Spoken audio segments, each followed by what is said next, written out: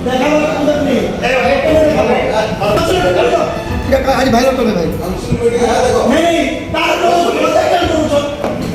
नहीं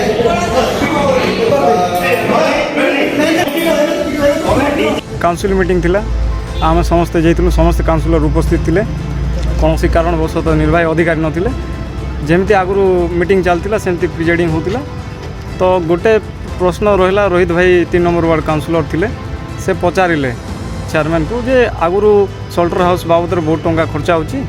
आ से खर्चा बेकार जाऊँगी वेस्ट होची लोकों को लेकिन जो माने बेपारी अच्छा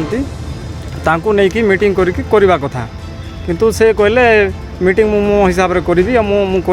मुझे जिम्मेदारी नेबी बोले तो यहपरी समस्या सब हवा द्वारा रोहित भाई पचारे तो से पूरा विरक्ति होकि चप्पल उठे ये समस्त काउंसिलर उपस्थित थे चेयरमैन निजे अध्यक्ष बारंबार चप्पल उठे गोटे नगर अध्यक्ष अच्छा से चप्पल उठेवा कथा नुह किंतु गोटे काउंसिलर को तार स्वर को दबाइवाई से परी करवा निंदा अच्छी मु यार निंदा करुच्ची। आज आमर काउंसिल मीटिंग थिला आमे गलु समस्ते बढ़िया भल माइंड रे सब आमे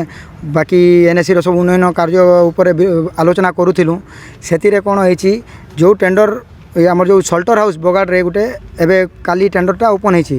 शेल्टर हाउस गुटे काम बाहरी थिला सेटा को मु विरोध करली आ कहली कि आगरु भी 10 वर्ष है तार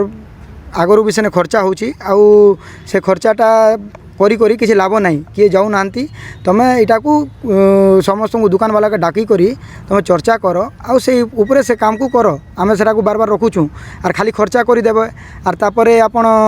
से पैसाटा वेस्ट हो जाऊँगी से जिनटा खराब हो जाऊँगी आम से विरोध करा बोल को चेयरमैन पूरा तंतनी गले आ चप्पल खोली मत बाड़ीवा को आसिले तो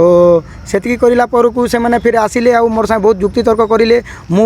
चेयरमैन अच्छी तुम गोटे एकला लोक जड़े तुम कांग्रेस लोक तुम कौन कर मोर हेमती सेमती करी मु गोटे माइनॉरिटी रे आउसी से टाइप रो करी से माने एते बेले मत गाली गुलज करी बेले बहुत पिटा मरा तक आसी गले पूरा मो ऊपर हाथ भी उठे आउ सबू जिनिसटा क्लियरली आपन फुटे सीसीटीवी फुटेज अच्छी आमर कॉन्फ्रेंस हॉल रे सेटा सबू आपन डिटेल्स पाई जिवे सर। सपक्ष विपक्ष ऊर्ध्वे G99 न्यूज।